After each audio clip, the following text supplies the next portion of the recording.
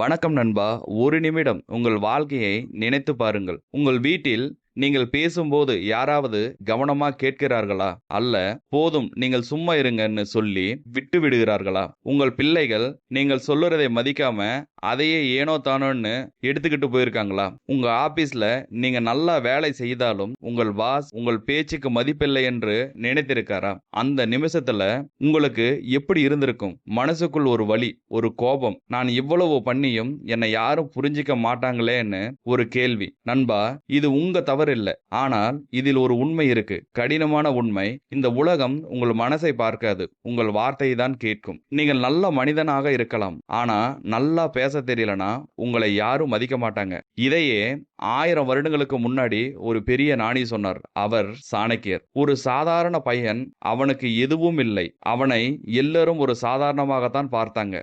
ஆனால் சாணக்கியர் அவனில் ஒரு திறமையை பார்த்தார். அவர்தான் சந்திரகுப்தன். சாணக்கியர் அவருக்கு வாள் பிடிக்க கற்றுக் கொடுக்கல. முதல்ல வார்த்தையை கட்டுப்படுத்த கற்றுக் கொடுத்தார். மனிதர்களை எப்படி பேசி பாதிக்கணும், எப்படி மனசை ஜெயிக்கணும், எப்படி ஒரு வார்த்தையால ஒரு கூட்டத்தை கட்டுப்படுத்தணும், அதுதான் சாணக்கியர் 10 விதிகள் மூலம் கற்றுக் கொடுத்தார். இந்த ஒரு கலைதான் ஒரு சாதாரண பையனை இந்தியாவையே ஆட்சி செய்ய வைத்தது. நண்பர்களே, நீங்கள் இப்போ அனுபவிக்கிற இந்த அவமானம், இந்த மதிப்பின்மை, இது உங்கள் வாழ்க்கையில் முடிவு இல்லை. இது ஒரு அறிகுறி. நீங்க உங்க பேச்சை மாற்ற வேண்டிய நேரம் வந்துருச்சு. நீங்க சரியான விதத்துல பேச ஆரம்பிச்சீங்கன்னா உங்க வீட்டுல உங்க வார்த்தைக்கு மதிப்பு வரும். உங்க பிள்ளைகள் உங்கள் பேச்சை கவனமாக கேட்பாங்க. உங்க ஆபீஸ்ல உங்க பாஸ் கூட உங்களை மதிக்க ஆரம்பிப்பார். நினைவில் வையுங்க, ஒரு மனிதனை உயர்த்துவது அவன் பணம் அல்ல, அவன் தோற்றம் அல்ல, அவன் வார்த்தை. சாணக்கியர் சொன்னார், உலகத்தை ஆள நினைப்பவன் முதலில் தன் நாவை ஆள வேண்டும். நண்பர்களே, இது ஒரு சாதாரண வீடியோ அல்ல.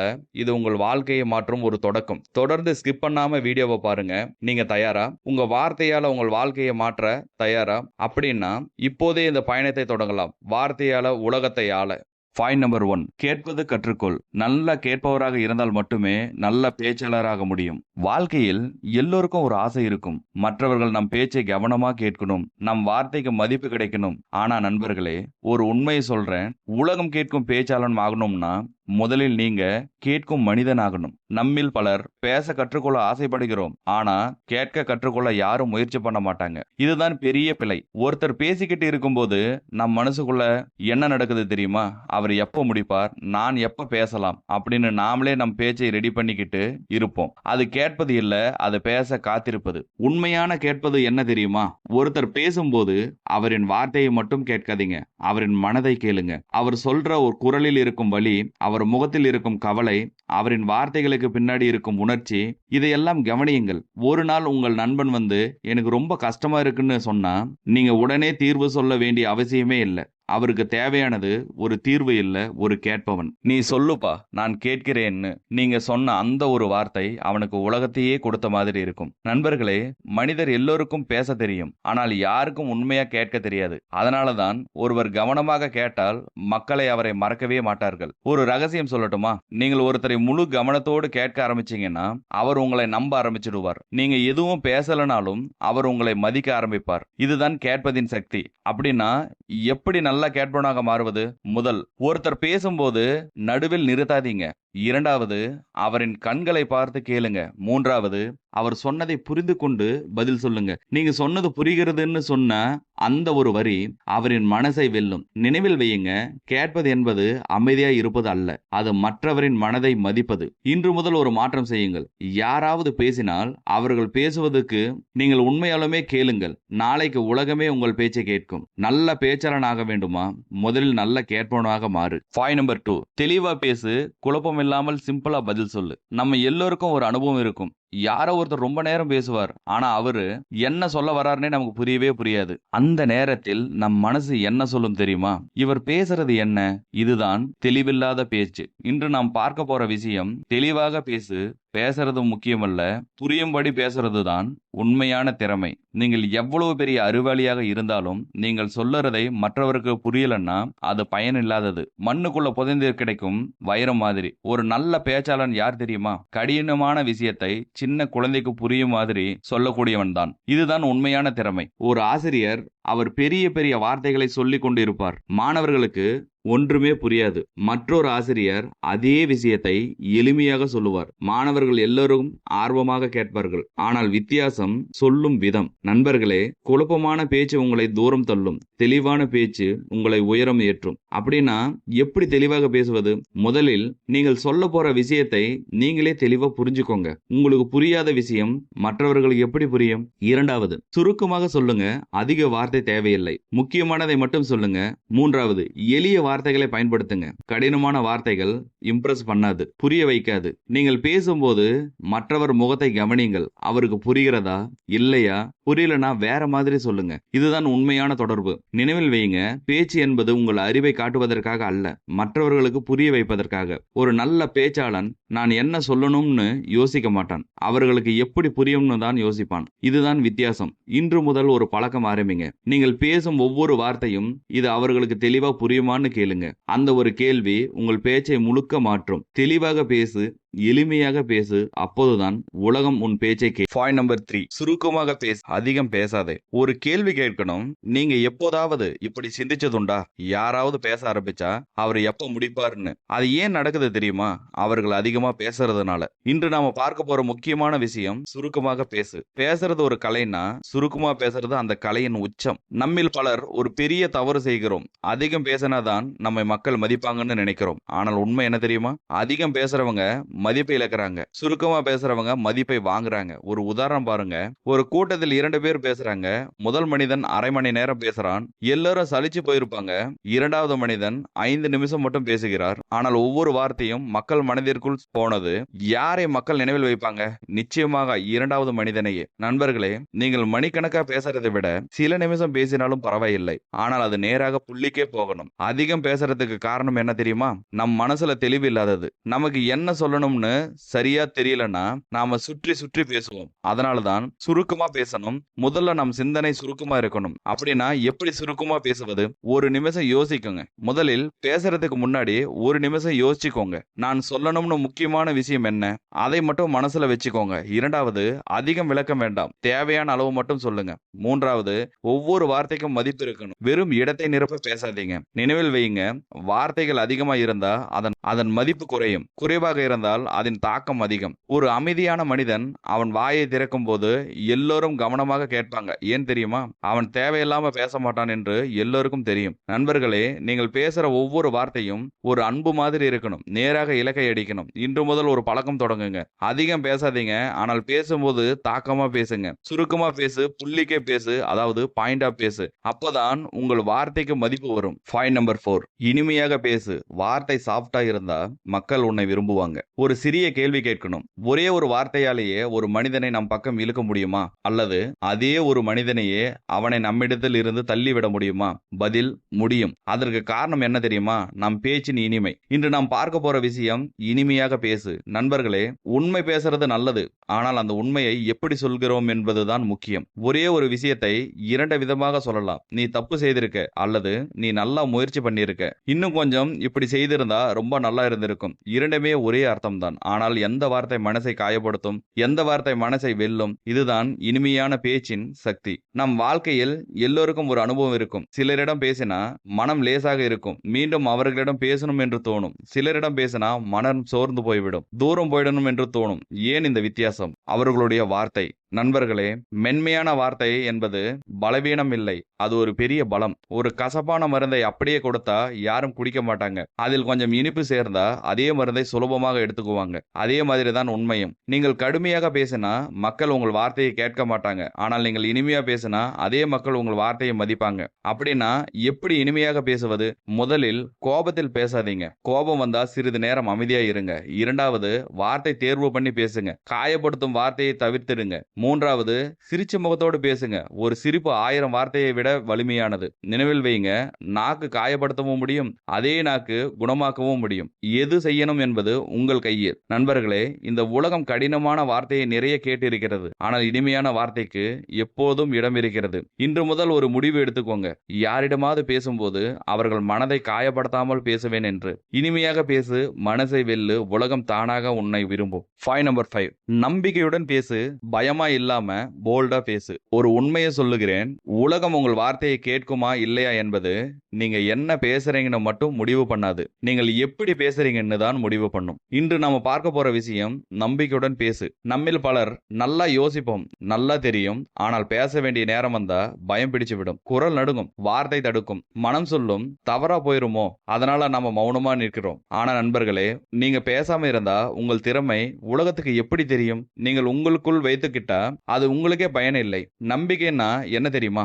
எல்லாம் சரியாக இருக்கணும் என்பதல்ல, தவறினாலும் பரவாயில்லை என்று பேச ஆரம்பிப்பதுதான். ஒரு குழந்தை நடக்க கற்றுக்கொள்ளும் போது பல தடவை விழும், ஆனால் அது நின்று விடுமா? இல்ல, மீண்டும் எழுந்து நடக்கும். அதே போலதான் பேச்சும். முதல் தடவை பேசும்போது தவறுகள் வரும், மக்கள் சிரிக்கலாம், நீங்கள் தடுமாறலாம். ஆனால் அதுக்காக நீங்கள் நின்று விட்டீங்கன்னா நீங்கள் ஒருபோதும் முன்னேற மாட்டீங்க. அப்படின்னா எப்படி நம்பிக்கையுடன் பேசுவது? முதல்ல உங்களையே நம்புங்க. நான் பேச முடியும்னு மனசுக்குள்ள சொல்லுங்க. இரண்டாவது, பேசுறதுக்கு முன்னாடி தயாராகுங்க. நீங்க சொல்ல போறதை மனசுல ஒரு முறை ஒழுங்கா நினைச்சுக்கோங்க. மூன்றாவது, கண் பார்த்து பேசுங்க. தலை குனிஞ்சா நம்பிக்கையும் குறையும். நிமிர்ந்து பேசினால் நம்பிக்கை அவர்களுக்கு தெரியும். நான்காவது, மெதுவாக தெளிவாக பேசுங்க. அவசரப்படாதீங்க. நினைவில் வைங்க, மக்கள் உங்கள் வார்த்தையை விட உங்கள் நம்பிக்கை தான் முதலில் பார்க்கறாங்க. நீங்க நம்பிக்கையோடு பேசினா தவறு இருந்தாலும் மக்கள் கேட்பாங்க. நீங்கள் பயமா பேசினா சரி இருந்தாலும் மக்கள் கவனிக்க மாட்டாங்க. நண்பர்களே, உங்கள் உள்ளே இருக்கும் குரல் வெளியே வர காத்திருக்குது. அதை பயத்தினால் அடக்க விடாதீங்க. இன்று முதல் ஒரு முடிவெடுங்க. பயம் இருந்தாலும் பேசுவேன், தவறினாலும் கற்றுக்கொள்வேன், நாளைக்கு இன்னும் நம்பிக்கையோடு பேசுவேன். நம்பிக்கையோடு பேசு, உலகம் உன்னை ஆதரிக்கும். பாயிண்ட் நம்பர் 6, உடல் மொழி கவனி. கண் பார்த்து நிமிர்ந்து பேசு. ஒரு மனிதன் பேசாமலேயே அவன் என்ன நினைக்கிறான் என்று நம்மால் புரிஞ்சுக்க முடியுமா? பதில் முடியும். அதற்கு காரணம் என்ன தெரியுமா? உடல் மொழி. இன்று நாம் பார்க்க போற விஷயம் உடல் மொழி கவனி. நம்மில் பலர் ஒரு தவறு செய்கிறோம். பேச்சு என்றால் வாய் வார்த்தை மட்டும் என்று நினைக்கிறோம். ஆனால் உண்மை என்ன தெரியுமா? நீங்கள் பேசுற வார்த்தையை விட உங்கள் உடல் அதிகமாக பேசுது. நீங்கள் ஒருத்தரிடம் பேசும்போது கண் கீழே பார்த்து பேசுனீங்கன்னா அவர்களுக்கு என்ன தோணும்? அவர்களுக்கு நம்பிக்கை இல்லைன்னு. நீங்க சுற்றியும் பார்த்து பேசுனீங்கன்னா அவன் கவனமா இல்லைன்னு நினைப்பாங்க. ஆனா நீங்க நேரா கண் பார்த்து பேசுனீங்கன்னா இந்த ஒரு பார்வை அவன் உண்மையை பேசுறான், அவனுக்கு நம்பிக்கை இருக்குன்னு சொல்லும். நண்பர்களே, உங்கள் கண்கள் ஒரு கண்ணாடி மாதிரி உங்க மனசை நேராக காட்டும். ஒரு நல்ல பேச்சாளன் வார்த்தையால மட்டும் பேச மாட்டான், அவன் கண்களாலையும் பேசுவான். அவன் உடல் முழுக்க பேசும். உடல் மொழியில் முக்கியமானது 3 விஷயம். முதல், கண் தொடர்பு. நீங்கள் பேசும்போது எதிராளியின் கண்களை பார்த்து பேசுங்க, அது நம்பிக்கையை உருவாக்கும். இரண்டாவது, உடல்நிலையை குனிஞ்சிட்டு பேசாதீங்க, நிமிர்ந்து நேராக பேசுங்க, இது உங்க தைரியத்தை காட்டும். மூன்றாவது, முகம் சிரிப்பு. ஒரு சின்ன சிரிப்பு கூட உங்க பேச்சை அழகாக்கும். நண்பர்களே, நீங்க என்ன பேசுறீங்கன்னு மக்கள் கேட்பாங்க, ஆனா நீங்க எப்படி நிக்கிறீங்கன்னு பார்த்துதான் உங்களை மதிப்பாங்க. நினைவில் வையுங்க, உங்கள் வார்த்தை நம்பிக்கை கொடுக்கலாம், ஆனால் உங்கள் உடல் மொழி தான் அதை உறுதி செய்யும். ஒரு மேடையில் 2 பேர் பேசுறாங்க. ஒருத்தர் குனிஞ்சு பயமா பேசுகிறார், மற்றவர் நிமிர்ந்து கண் பார்த்து பேசுகிறார். யாருடைய பேச்சு மக்கள் கேட்பாங்க? நிச்சயமாக இரண்டாவது மனிதனையே. ஏன் தெரியுமா? அவரின் உடல் மொழி தான் அவரை பெரியவனாக காட்டுகிறது. நண்பர்களே, உங்க உடல் ஒரு ஆயுதம் மாதிரி. அதை சரியா பயன்படுத்தினீங்கன்னா உங்கள் பேச்சு பல மடங்கு வலிமை அடையும். இன்று முதல் ஒரு மாற்றம் செய்யுங்க. பேசும்போது கண் பார்த்து பேசுங்க, நிமிர்ந்து பேசுங்க, சிரிச்சு பேசுங்க. உங்கள் உடல் பேசட்டும், உங்கள் வார்த்தை ஜெயிக்கட்டும். பாயிண்ட் நம்பர் 7, இடம் நேரம் புரிஞ்சு பேசு. எங்க எப்ப பேசுறோன்னு தெரிஞ்சு பேசு. நண்பர்களே, ஒரு சிறிய காட்சி கற்பனை பண்ணுங்க. நீங்கள் ஒரு முக்கியமான விஷயம் பேசுறீங்க. உங்க வார்த்தை சரி, உங்கள் நோக்கம் நல்லது, ஆனால் முடிவில் பிரச்சனை தான். ஏன் தெரியுமா?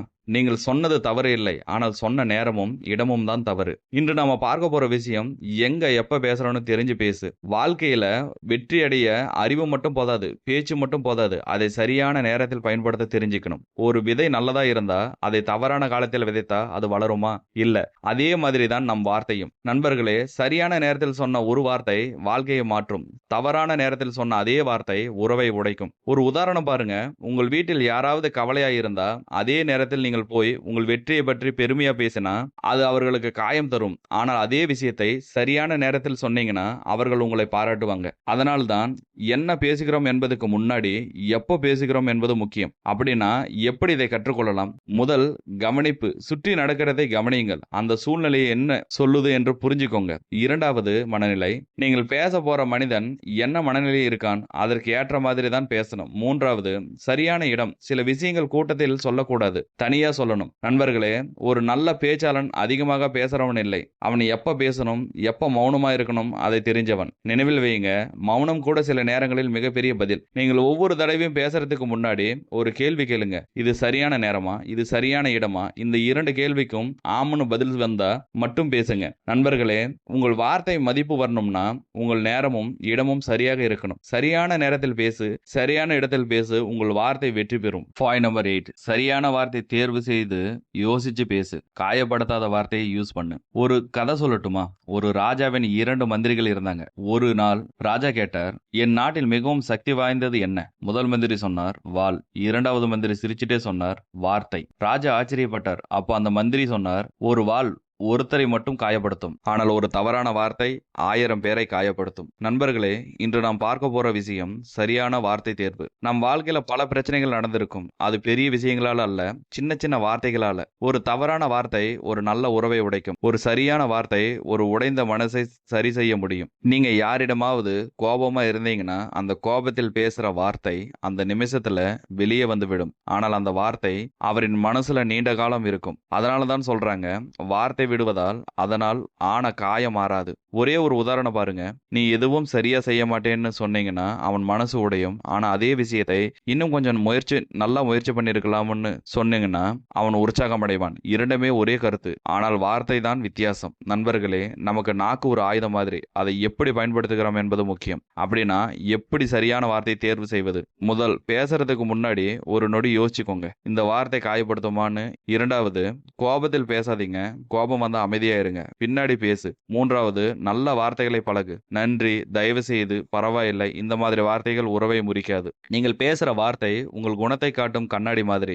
மக்கள் உங்கள் முகத்தை மறந்து விடலாம், ஆனால் உங்கள் வார்த்தை மறக்க மாட்டாங்க. நினைவில் வையுங்க, சரியான வார்த்தை ஒரு மனசை வெல்லும், தவறான வார்த்தை ஒருவன் வாழ்க்கையை காயப்படுத்தும். நீங்கள் எந்த மாதிரியான மனிதன் ஆகணும்? மனசை காயப்படுத்துகிறவனா அல்லது மனசை காப்பாத்துறவனா? நண்பர்களே, இன்று முதல் ஒரு பழக்கம் தொடங்குங்க. பேசுறதுக்கு முன்னாடி யோசிங்க, யோசிச்சு பேசு.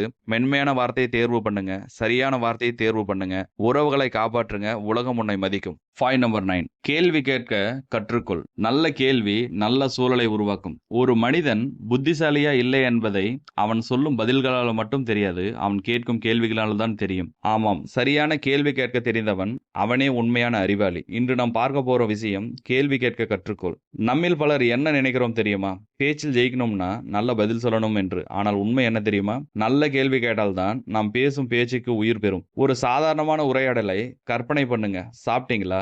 ஆமாம். அதுக்கப்புறம் அமைதி. இதுதான் பலரின் பேச்சு. ஆனால் நீங்க இப்படி கேட்டீங்கன்னா, இன்று என்ன சாப்பிட்டீங்க? இது உங்களுக்கு பிடிச்சதா? அப்படின்னா பேச்சு தொடரும். இது ஒரு உண்மையான உரையாடலாக மாறும். நண்பர்களே, கேள்வி என்பது கதவை திறக்கும் சாவி மாதிரி. அது மனசை திறக்கும். யாராவது உங்களிடம் பேசும்போது நீங்க ஒரு நல்ல கேள்வி கேட்டீங்கன்னா அவர்களுக்கு ஒரு உணர்வு வரும். அவன் உண்மையா கேட்கிறான், அவனுக்கு ஆர்வம் இருக்குன்னு. இந்த நிமிஷத்திலேயே உறவு ஆழமாகும். ஆனால் ஒரு விஷயம் கவனிக்கணும், எல்லா கேள்விகளையும் நல்ல கேள்வி இல்லை. சில கேள்விகள் மற்றவரை சிரமப்படுத்தும், சில கேள்விகள் மற்றவரை காயப்படுத்தும். அதனால்தான் கேள்வி கேட்கும் கலையும் ஒரு கலை. அப்படின்னா எப்படி நல்ல கேள்வி கேட்கலாம்? முதலில் ஆர்வத்தோடு கேளுங்கள், விசாரணை மாதிரி இல்லாம. இரண்டாவது, திறந்த கேள்வி கேளுங்கள். ஆமா இல்லையான்னு முடிஞ்சு போகும் கேள்வி வேண்டாம், விளக்கமாக பேச வைக்கும் கேள்வி கேளுங்கள். மூன்றாவது, நேரத்துக்கு ஏற்ற கேள்வி கேளுங்கள். தவறான நேரத்தில் கேட்ட கேள்வி பிரச்சனை தரும். நண்பர்களே, நீங்கள் சரியான கேள்வி கேட்டீங்கன்னா பதில் தானாக வந்துவிடும். நினைவில் வையுங்க, ஒரு நல்ல கேள்வி ஒரு பெரிய உரையாடலை தொடங்கும்.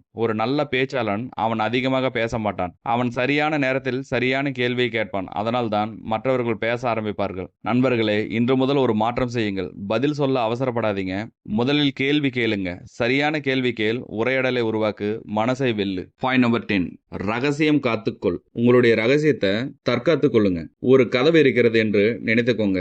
இந்த கதவுக்குள் உங்கள் வாழ்க்கை ரகசியங்கள் எல்லாம் இருக்கு.